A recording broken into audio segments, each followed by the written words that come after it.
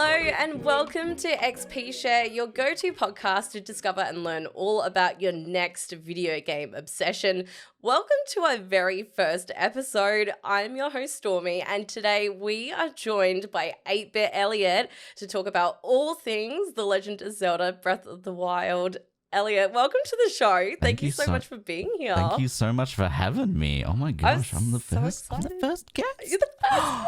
How exciting. I know, very exciting. Thank you for having me. No, thanks so much for being part of the very first episode of this podcast series. I'm so excited, and particularly because I know how passionate you are about this franchise as well. Mm-hmm. And I've got so many questions to ask you. So for those who don't know what the show is about, if you are new to video games and you don't know where to start, or if you are already involved with the video game scene and are just looking for something new to play, this is your place to come to. So we're going to be speaking to different creators every episode, talking about one of their favorite games and just hearing all about it in a way that is going to help you decide whether it's the right game for you to pick up right now, or whether it's something you might be interested in the future, or maybe if you're looking for an idea for a friend. So, Elliot, before we even get started talking about Zelda, yes, tell us a little bit about yourself, who you are. What do you do? Yeah, so, well, I'm 8BitElliott. Elliot is my real name. 8-bit isn't part of my, legal name. It's just, I just kind of made that part up. But, no, I'm a Twitch streamer and content creator, and, I stream, very relaxed content. It's something you can kind of have on in the background. It's podcast-esque is what I like to kind of label it as.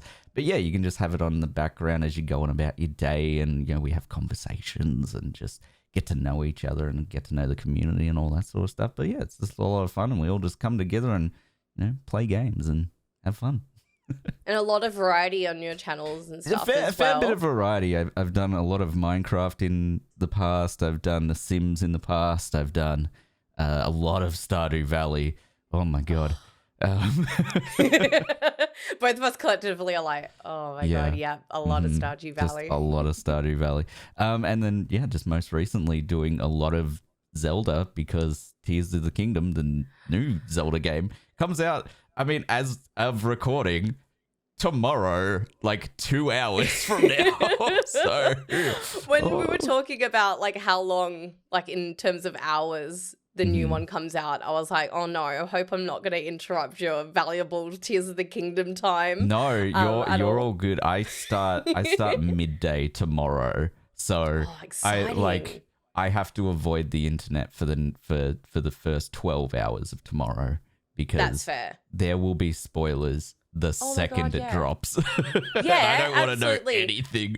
I've been I've had blinders on, and I have just not. I watched the latest trailer, and then I haven't. No, I'm just nope. What? Huh? What? Have you what's muted Zelda? keywords on your Twitter feed? No, I've just been very careful. I'm very fortunate that just I couldn't play that. It was a risky game. It was risky. All right, so the game we're chatting about today on this episode is The Legend of Zelda Breath of the Wild. Now, Breath of the Wild is by Nintendo and came out 2017, and in that year it won Game of the Year at the Game Awards, as well as Best Game Direction and Best Action Adventure Game. And Breath of the Wild is currently available on Nintendo Switch, and with its brand new sequel, Tears of the Kingdom, out. Well, probably now by the time this episode comes out. The sequel will be out by now. By the time you're listening, it'll be out. The promotion for it's been insane. It's awesome. There's so much. They did a commercial that I think came out a couple of days ago about the guy on the bus. Bus? Yes. And he's and people are like, it's so sad, but so relatable. I actually haven't seen it, but the reactions to that make me want to see it more. It's so interesting. It's kind of... apparently it's based off of a review of the game where somebody was saying that the Breath of the Wild helped them struggle through a dark period of them, and it's sort of reflective of this guy playing it on the bus and sort of getting a new hope of the world. It's very It's very deep emotional.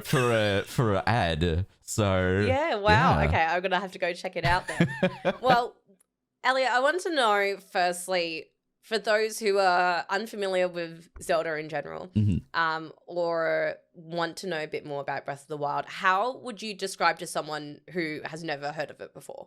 Well, okay, so Zelda Breath of the Wild is distinctively different from all the other Zeldas. So you can jump into that one and not need to really know anything because it plays completely differently, which is awesome, like 'cause super good for beginners. well, I was going to say, because there's so many games in a franchise, you definitely like don't need to know any like context, like backstory, anything at all. There's a couple things that sort of carry through all the games, but most of the games are standalone titles. It's not like it's. I mean, there is Zelda 1 and Zelda 2, but like they're the old super like super old ones. Like they're the originals. None of them really sort of carry on a story other than like maybe a couple. You're playing a different character each time, but it's still there's a guy named Link, and that's who you play as. There's a princess named Zelda, and there's an evil person. Sometimes that's Ganon, sometimes it's not, and that's pretty much it. That's it. There's a sword, there's a Triforce. That's really all you need to know. Yeah. Okay. So what can you tell us about the story of Breath of the Wild? Obviously, no spoilers, but No, absolutely. is a good way you can kind of describe the story for us? So the story of Breath of the Wild, it's kind of, you're at the end of a story, right? So there's a whole, like, you wake up as Link and it's 100 years later. You don't know what happened beforehand. You just know it's 100 years later. So something's happened, and the world of Hyrule, which is just the land it's set in, has just gone complete, like it's in complete disarray. There's an evil sort of dark cloud looming over the land, and like your sort of like mission and goal is to repiece your memory, because you've also got a little bit of like amnesia, so you don't know what happened 100 years ago. So you're kind of repiecing the world and figuring out what happened leading up to the events that made you wake up 100 years later, if that makes sense. Yes. Kind of. It kind of makes sense. So you're kind of trying to like piece the past together. Yes. And that's just through just finding, you find these locations around the world and they just sort of trigger memories, and then a cutscene plays. It's a very loosely structured story because the game, the story is completely like, it's completely up to you to make. It's for you to explore the world at your own desire, so that you can then go to your friends and be like, hey, like I went to the desert and I fought this giant sand monster. And meanwhile, somebody else can say, you know, hey, I went up to a volcano and I burnt to death.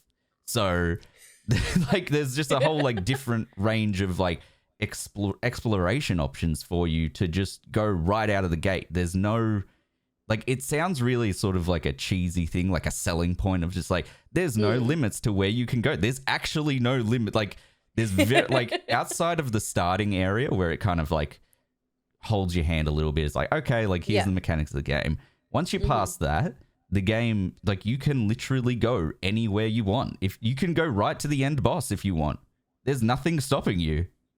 It's just really weird. Like, what game does that? They're like, hey, if you want to play this, if you want to beat the game in 5 minutes, go for it. Like, it's fine. It sounds like a lot of freedom to have. I think we're going to go into that a little bit later as well, because it being an open world game and to have so much to do and to have that freedom to explore is incredible. But we'll touch on that a little bit in a minute, because I've got a few other questions to ask you about it. But go on. That is completely different to every previous Zelda. Every previous Zelda has had a linear story, go to point A, point B, point C, and that's how you just experience the game. Whereas this one is, you can go to point A to point Q, back to point K, and then point M, and just like you just do it in whatever order you want, and that's great. You don't even have to get all the letters. You could just go straight to Z and finish the game. Like, it's crazy. Yeah, wow. I actually didn't realize the extent of its open worldness. I know that's not like a technical term there, but you know, like, No, do you know what I mean? That's fine, yeah. Now, when you picked up Breath of the Wild for the first time, Mm-hmm. was it a game that you picked up quite easily? Because, like, you know, if for someone who is picking up for the first time, was it easy for you to get into? You said the beginning was a little bit hand-holdy, but Yeah. Well, can you tell us a little bit more about that? I say hand-holdy in the sense that it locks you to a certain area. That's pretty much as much hand-holding as it gets you. And then once you've completed it sets you with 4 tasks. And then once you've got those 4 tasks, you're given an item that allows you to get off of this starting area. And then so that starting area is very much geared towards just teaching you the mechanics of the game. And it does a really good job of that without explicitly like telling you like, hey, like you need to do this and you need to do that. It like you can stay on that starting area for as long as you want, and then just it's really like I can't express how open the game is and how much it doesn't feel like it's actually holding your hand while it's still teaching. It's just like, in my mind, it's like a masterclass of game design where they're just like, we're going to teach you how to play the game without teaching you, which is very and odd. kind of letting you figure it out for yourself as well at the same time. Yeah, like you'll go, there's locations in the game where it's a bit colder, it's a snowy area, and you need to put on warm clothing to make sure you don't freeze. Or you can make yourself a hot dish to warm you up, and then you can walk around for like a period of time, a couple of minutes without freezing. And like, it doesn't specifically tell you that stuff, but you might just come across a book in a shack somewhere that has that information. And then you're like, oh, okay, I can use that over on the other side of the map. Okay, cool. Like, it's up to you to piece the puzzles together, but it gives you all the pieces. Yeah, and I guess there's quite a few different ways that you can go about doing the same thing as well, which is really cool. Now, I guess going into that as well, for someone who, you know, is picking up Breath of the Wild for the first time, maybe this is even their first open world game. Yeah. You know, how approachable would you say the game is for a first time player? Like for me, it was one of the first open world games that I had ever played. Yeah. And it was a little like it was a little overwhelming. Yeah, no, like, it's intimidating. Yeah, it really is. So like, can you like what do you think for someone who might be picking it up for the first time? I'd say like stick it out for those few couple of hours, because there is that sort of learning curve where you're like, what am I actually doing? And then you kind of pick up on a little, you know, you pick up on a hint and you're like, okay, maybe I'll go explore that areas. But it really is like, it's about, the whole game is about exploring and about adventure and just just exploring the game. Be like, okay, like I'm going to walk over there. What happens if I walk over there? And just rolling with that exploration and letting the game, because the game will not tell you anything. So you've got to make of it what you will.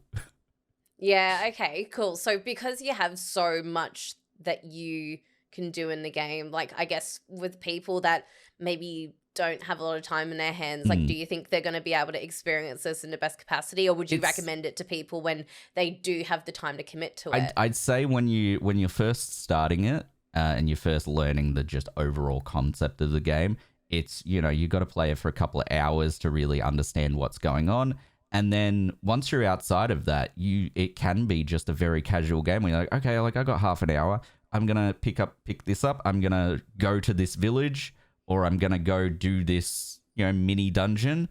And that's enough for a half an hour period where you can just do exactly that. So once you're off the tutorial area, it is very bite-size friendly, but it's also great for long play sessions as well. Yeah, no, that sounds good, because I know sometimes with certain games where it can take a while to achieve something or feel like you've achieved something, that can feel kind of like drawn out maybe in some aspects depending on what it is. No, absolutely. So you're saying that, you know, if there's still bite-sized achievable bits to do within this big open world, I think that's good if you're able to break up half an hour or a little bit every so often. No, absolutely. Yeah, because there's the big temple like dungeon things, and they're the they're the big set pieces, and they will take you a couple of hours on your first try as you solve the puzzles and you explore and all that.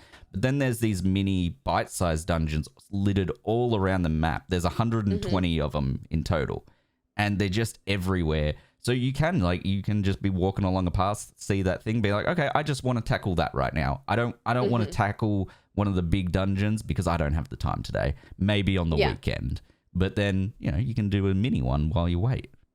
Yeah, that actually sounds really, it sounds a little bit more friendly than maybe I was expecting it to be. I think I'm not even going to lie to you. We'll discover this a little bit later when we do our walkthrough together.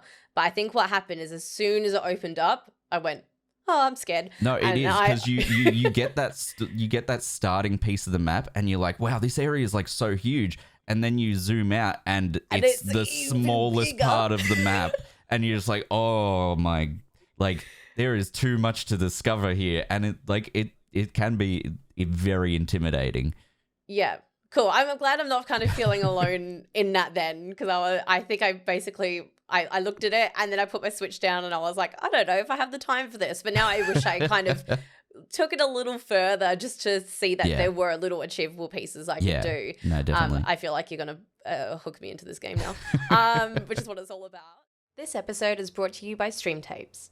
Stop spending hours looking for stream-friendly, copyright-free music for your content and check out StreamTapes. StreamTapes is music for creators that is not only safe to use across your channels, it's simply great music to listen to. Create comfortably with hours of premium music from a range of genres like lo-fi, rock, party tunes, and hype tracks without the hassle of copyright or DMCA strikes. StreamTapes. It's music for creators. Listen now on Spotify and Apple Music or visit streamtapes.com.au for direct download and more. Tell us now it's going to be hard. Maybe I'll get you to pick 3. What are your 3 favorite aspects of the game? What do you remember when you played Breath of the Wild? What hooked you in and you were like, yeah, okay, I'm sold. So I love this. I've grown up with Zelda my entire life. We used to rent an N64 from Blockbuster back in the day. Yeah.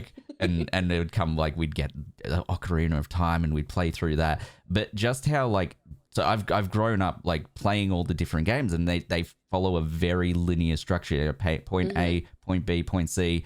And this one, because it just didn't do that, I was and I was kind of expecting when games oh, we have an open world, but it's it's just big open emptiness.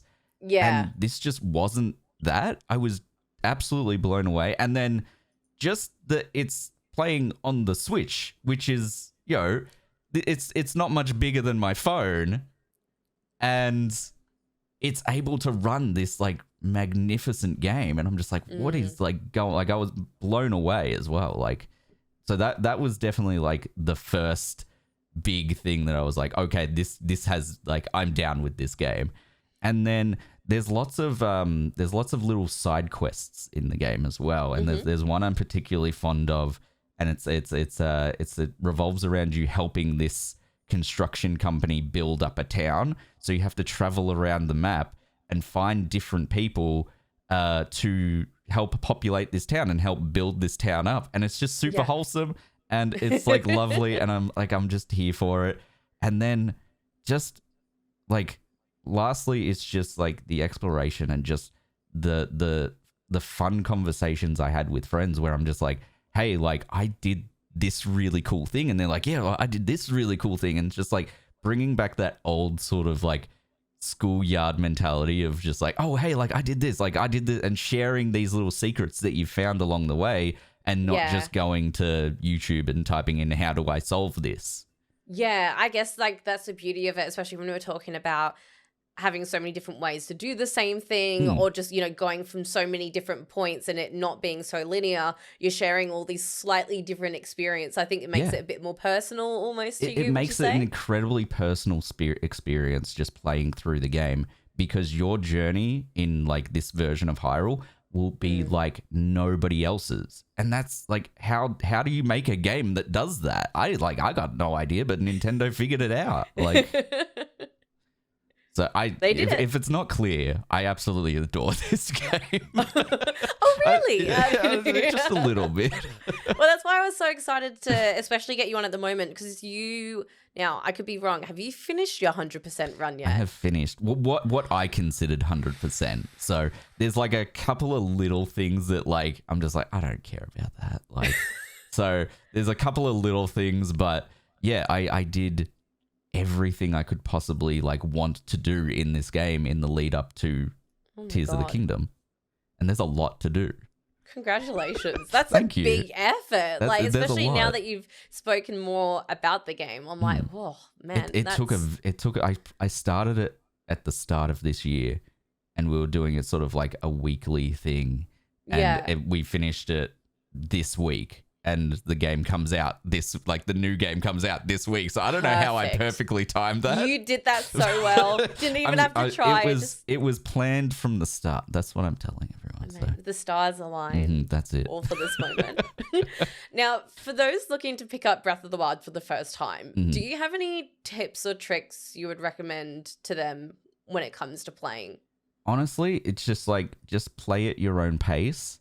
And don't try and think that you need to do everything, because just the fun comes from exploring the world.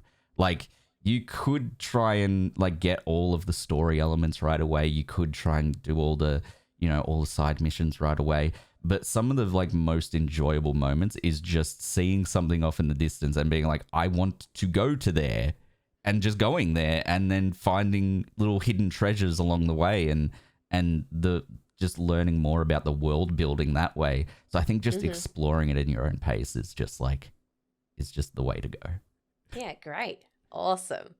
Now, also, on topic, Tears of the Kingdom's out tomorrow. What are you most looking forward to with the sequel? And like, if in a way you can say about what you're most looking forward to without maybe potentially giving away I won't too do much from Breath of the Wild or anything like that. No. I'm excited to see how the world develops as the story goes, right? Because it's set from what we've gathered from like trailers and stuff like that, and I could be proven in 2 hours time when the game comes out, so this could be completely wrong information, but it's arguably set a few years from the end of Breath of the Wild. So the world's kind of getting back to normal. Things are kind of, reverting back to where they were. And then this new thing happens. So I'm curious to see what happened with that town I helped set up. The wholesome town that you put back together? The wholesome, I want to know if it's still there. I need to know, because there's also this, there's a running joke about that town where everybody has to be named according to the naming conventions of the building company that you're working for. So everyone's name in that town ends in the the suffix like son. So it's Bolson, Hudson, like that sort of thing. And I want to know if they stuck with it. I'm invested. I need to know if they're still adhering to their structure. The rules. The rules. Now, what are some of your, I know you said you love the Zelda franchise, but what are some other favorite games of yours you think, people should definitely check out? It can be another Zelda game. I'm not saying you can't recommend another Zelda game, but any Zelda game's a good Zelda game in my books, but like Breath of the Wild is just that's the most accessible one at the moment. It's a bit harder to go get. I mean, you can do like the Nintendo 64 stuff on the Switch now. You can get the sort of they've got that in on their pass, on their online pass or whatever it is. But it's a bit harder to get, say, Wind Waker or all these other Zelda games still. But I would look. I'm we mentioned it before, but I'm always down for I have like a yearly Stardew Valley kick, and I'm just like, it's another one of those games where you just go at your own pace. And it really is. And that's what I love. That those are the games I love. That Minecraft is always a classic where you just there's no overarching set goal. It's just you do what you want. The game doesn't I'm care. You noticing do a what you theme want. here. It's a I'm seeing a theme. bit of a theme with your favorite games, and I Yeah. love it. It's really good because I think, yeah, it's again like even with Minecraft and Stardew Valley, they are both games as well where you create your own journey and you create your No, own story, and definitely. like I love those types of games too, and hopefully those are two games we can talk about later on in the podcast series No, as absolutely. well. Look, if you wanna have me back to talk about Stardew Valley, because that's another one that I did 100% of recently. So I'm just Oh, did you? yeah, it took just under 100 hours. Wow. But maybe that's for another time. Maybe. I feel like if we start talking about Stardew, I also may not be able to stop. It's so good though. It is good. It is very good. In terms of farming sims, so good. Oh, actually, in saying that and talking about, your favorite games, and obviously on a topic of Zelda, if people really enjoy Breath of the Wild, let's say they do want to try and go back to play any previous ones. Yeah. Is there a second one you'd recommend? So my Apart favorite, from the potential Tears of the Kingdom, but no, like any sort of previous ones. It's I mean, it's worth saying that they do play completely different. Like they're not the same game. But Ocarina of Time is always a really that's a fan favorite. That's a lot of people's like best game of all time because it just has a really great story. It still holds up gameplay wise today, which is saying a lot because it came out in like 97 or something.